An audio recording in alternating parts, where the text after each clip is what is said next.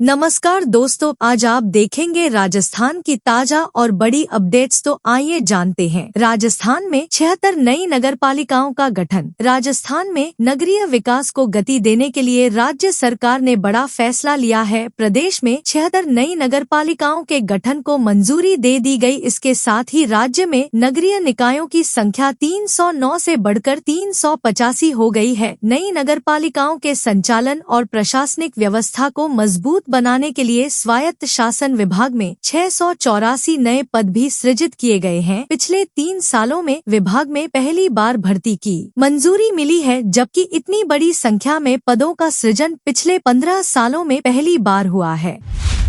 तिरपाल की आड़ में चल रहा था अवैध पेट्रोल पंप। इंसानी जिंदगियों का सौदा कर चित्तौड़गढ़ कोटा हाईवे के किनारे धड़ल्ले से चलाए जा रहे अवैध ईंधन के काले साम्राज्य पर आखिरकार प्रशासन का डंडा चला है। जिला विशेष टीम पारसोली पुलिस और रसद विभाग की संयुक्त टीम ने बिछोर में छापा मारकर 1900 लीटर अवैध ज्वलनशील पदार्थ जब्त किया है। पुलिस ने आरोपी गोपाल लखारा के खिलाफ आवश्यक वस्तु अधिनियम और BNS की धारा 287 के तहत मुकदमा तो दर्ज कर लिया है, लेकिन इस दिखावटी कार्रवाई ने पुलिस और रसद विभाग की भूमिका पर ही गंभीर सवाल दाग दिए हैं। बॉर्डर पर धार्मिक ढांचों को हटाने के नोटिस पर हाई कोर्ट पहुंचा मामला। राजस्थान के सीमावर्ती जिलों में धार्मिक स्थलों को जारी किए गए ध्वस्तीकरण नोटिसों के खिलाफ राजस्थान हाई कोर्ट में कई याचिकाएं दायर की गई हैं। केंद्र सरकार द्वारा अंतर्राष्ट्रीय सीमा के आसपास कथित अतिक्रमण हटाने के फैसले के बाद यह मामला न्यायालय पहुंचा है। हाई कोर्ट ने राज्य सरकार की ओर से पेश अतिरिक्त महाधिवक्ता को याचिकाओं की प्रतियां उपलब्ध कराने के निर्देश देते हुए सभी मामलों की सुनवाई 29 जून को तय की है।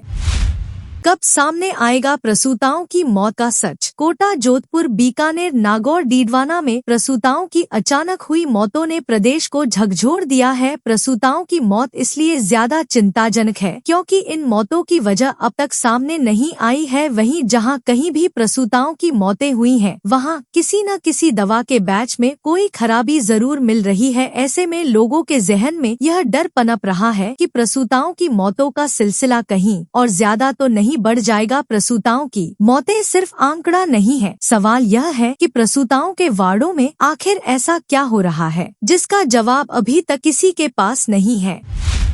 राघवेंद्र शर्मा मौत मामला। पाली शहर के टैगोर नगर स्थित एडी डागा पब्लिक स्कूल परिसर में गुरुवार सुबह स्कूल अकाउंटेंट राघवेंद्र शर्मा का शव संदिग्ध परिस्थितियों में फंदे से लटका मिला। इस घटना से पूरे क्षेत्र में सनसनी फैल गई। पुलिस ने मौके से एक 15-16 पेज का सुसाइड नोट बरामद किया है, जिसमें मृतक ने स्कूल प्रबंधन और प्रिंसिपल पर मानसिक प्रताड़ना के गंभीर आरोप लगाए हैं। अल्नीनो के प्रभाव से इस बार मानसून रहेगा कमजोर। अमेरिका, इजरायल और ईरान के रिश्तों में सीजफायर एग्रीमेंट के बाद भी उतार चढ़ाव जारी है। इससे अभी भी वैश्विक बाजार में आशंकाएं बनी हुई है। बाजार की दूसरी चिंता अल्नीनो के प्रभाव के कारण कमजोर मानसून ने बढ़ा दी है। मौसम विभाग ने आशंका जताई है कि इस बार मानसून के दौरान बारिश में 24% तक की कमी हो सकती है। मानसून आधारित कृषि अर्थव्यवस्था होने के कारण राजस्थान पर कमजोर मानसून का गहरा असर हो सकता है। पैदावार घटने से किसानों की आय में कमी के साथ उपभोक्ताओं को महंगाई की मार झेलनी पड़ सकती है। निर्जला एकादशी पर श्रीनाथ जी मंदिर में उमड़ा आस्था का सैलाब। निर्जला एकादशी के पावन अवसर पर राजसमंद जिले के नाथद्वारा स्थित पुष्टिमार्गीय प्रधान पीठ श्रीनाथ जी मंदिर में श्रद्धालुओं की भारी भीड़ उमड़ी। सुबह मंगला दर्शन से लेकर राजभोग और संध्या दर्शन तक भक्तों का तांता लगा रहा। श्रद्धालुओं ने गिरिराज जी और मंदिर की परिक्रमा कर दान पुण्य किया तथा प्रभु श्रीनाथ जी के दर्शन कर सुख समृद्धि की कामना की। जयपुर में CCTV कैमरों से 24 घंटे कट रहा चालान। जयपुर शहर में ट्रैफिक नियमों का उल्लंघन करने वाले वाहन चालकों पर अब दिन ही नहीं बल्कि रात के समय भी कड़ी नजर रखी जा रही है। इंटेलिजेंट ट्रैफिक मैनेजमेंट सिस्टम के तहत शहर के प्रमुख चौराहों और सड़कों पर लगे अत्याधुनिक CCTV कैमरे 24 घंटे सक्रिय हैं, जो ओवर स्पीड और रेड लाइट जंप जैसी एक्टिविटी को रिकॉर्ड करके तुरंत ऑनलाइन चालान जारी कर रहे हैं। हाल ही में में सामने आए आंकड़ों ने यह साफ कर दिया है कि देर रात भी बड़ी संख्या में लोग यातायात नियमों का उल्लंघन कर रहे हैं। अजमेर में हाईटेक चोरी। अजमेर में पुरानी मंडी क्षेत्र स्थित एक ज्वेलरी शोरूम में चोरी का अनोखा मामला सामने आया है। खरीदारी के बहाने आए युवक युवती ने कथित रूप से असली सोने की चेन निकाल उसकी जगह समान वजन की नकली चेन रख दी और लाखों रुपए की चेन लेकर फरार हो गए। हैरानी की बात यह रही कि दुकान बंद करते समय स्टॉक का वजन सामान्य मिला, जिससे चोरी का संदेह नहीं हुआ। अगले दिन जांच में सीसीटीवी में वारदात नजर आ गई।